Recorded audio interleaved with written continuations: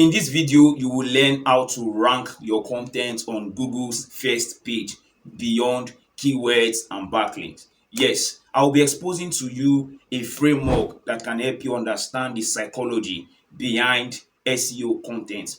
It's a framework that I've used and I've tested to create content that are ranking on Google's first page. So I would like you to watch this video to the end so that you don't miss out on any detail as regard this framework I'm about to share with you. But before we jump into that, a quick introduction. My name is the Great Michael from SEO Content Guy, a channel dedicated towards creating compelling content that revolve around SEO, content writing, and content marketing. So if those subjects are things you are passionate about or you are interested in, I would like you to smash the subscribe button so that whenever I publish videos like this, you get to see them and consume them. All right, without further ado, let's jump into it.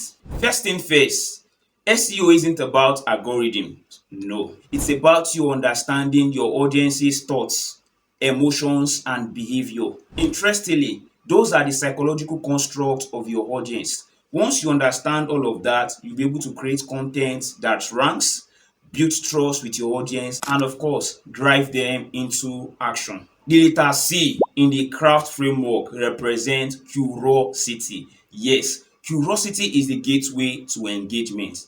Yes, people want to know more about things that have stirred up their curiosity. And that is what this element of the craft framework is all about. Essentially, it's about you hooking your audience into your content. And when it comes to creating SEO content for your brand or for your business, you want to hook your audience right from the onset, right from the search engine result page. And to do that, you will need to create compelling titles for your blog post. You need to create compelling titles that strike or stir up curiosity in the heart of your audience. Now, let me give you an example. Let's say you are a business owner who have been struggling to get traffic or leads for your business, and you are looking for ways on how to boost traffic to your business or brand website.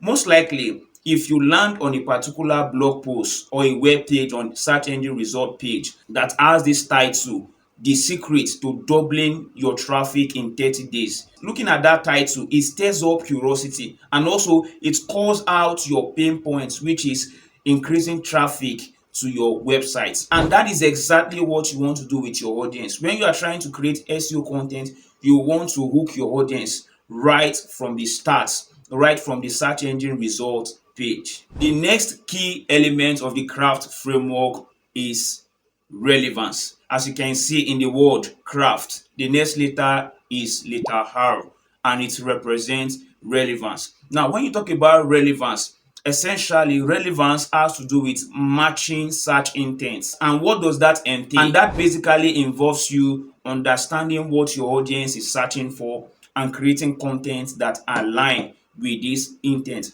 Now, if you don't know what search intents mean, basically what search intents mean, search intents is the why for every query your users input or type in search engines like Google. So you can say it is the goal, the motive or drive why a particular user is typing whatsoever he or she is typing in the Google search bar. All right. And to understand the intents of your audience, you need to know the different kinds of search intents that we have. And we have four different types of search intents. The first one is informational search intent. Now, when you talk about informational search intent, basically your audience at this stage is just trying to look for information. Let's say, for example, I'm trying to write a book. Now, I can go to Google search bar and type how to write a book. Now, you can tell from my search that basically, and even from the SERP itself, that is the search engine result page, you can tell that that query is purely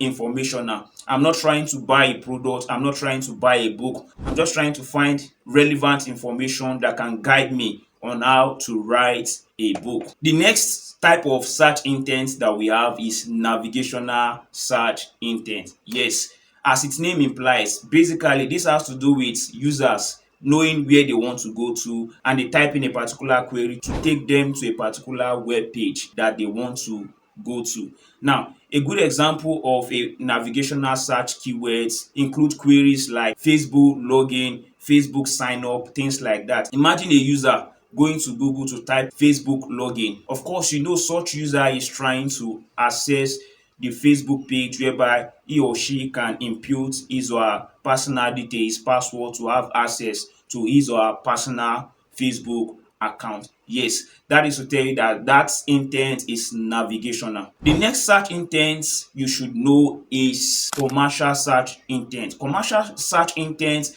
is the intent whereby your user or audience are at a stage where they are trying to consider options. They are trying to find option as regard a particular buying decision they are trying to make. They are not yet at the buying stage, but they are weighing options. So they are looking for comparisons, they are looking for options. So for example, someone who is trying to buy an Android phone, for example, and don't know the kind of iPhone he or she should buy, such a person will want to look for comparison. The person can go to Google and type in phrase like best Android phones to buy, or best Android phones to get, or best Android phones to use. Last but not the least, the next search intent you need to understand is transactional search intent. This is the search intent whereby your users or your audience, they are ready to buy. So you see them use keywords like buy iPhone and things like that. They are ready to make purchase. So at this stage, they are just ready. So they are ready to purchase. So creating a content that addresses an informational intent for users at this stage, at the buying stage, will be a mismatch, will not cut it out for your business or for your brand. The next key element of the craft framework is authority. Now, looking at the word craft, the next letter is letter A, and the letter A represents authority. And that is to tell you that this element has to do with building credibility. Yes, it involves you building credibility through your content. Have you observed that people love to listen to experts? Of course, yes, people love to listen to experts. Now you might want to ask, how can you build credibility in your content? Yes, you can do that by making use of credible data. You can do that by including credible statistics in your content. And not only that, you can also make use of testimonials. You can make use of case study in your blog posts. The next key elements of the craft framework is frictionless. Yes, looking at the word craft, the next letter is letter F, and it represents frictionless. And what does that mean? Basically, that means taking out every obstacle out of the way of your users as they are trying to consume your content. Yes, you want to take out everything that can make your content very difficult to consume. That is to tell you that yes, you want to optimize your content for readability. You want to make your content very easy to consume and understand. And that is what this element of the craft framework is all about. Now, the question is, how do you achieve that, or how can you do that? Now, you can achieve this by making use of short paragraphs, short statements, using bullet points, including white space in your content. You want to create your content in a way whereby your content is scannable. It's something that yes, your users can easily read. No one wants to read every block of text, no. And that is why you want to create contents that are easy to read and consume. When your content is easy to read for your users, they get to stay long on your website consuming your content. And that alone signals to Google that yes, users love your content, and it's a good signal for you or for your brand in terms of ranking your content on Google search engine result page. Yes, it's a win-win for your brand, and that is why you want to optimize your content for readability. Last but not the least, the next key element of the craft framework when it comes to creating SEO content is trust. Yes, you can see that the last letter in the word craft is letter T, and it represents trust. There is little to how much you can achieve without trust, and that is because trust is the foundation of every successful business. You can paraphrase that to say that yes, trust is the foundation for every successful SEO content writing campaign. You need trust. Now the question is, how do you build trust through your content? Number one, you want to give real value. Yes, you want to provide value in your content. You don't want to create content for the sake of creating content. Maybe you just create content using AI or ChatGPT, content that lacks relevance, content that does not provide value to your prospective audience. You don't want to do all of that, because doing all of that will make your audience or your prospects not have any trust for your brand or your business, and you don't want that. Now, beyond providing value, you want to be transparent and of course deliver your promise. You want to deliver your promise, whatsoever promise you make to your audience, either in your content, you want to deliver. Now that might be a bit difficult to understand. Now let me drive this point home. Let's say, for example, I created an article on how to target the right audience for your business in 5 steps. Now take note of the title. That is a promise: how to target the right audience for your business in 5 steps.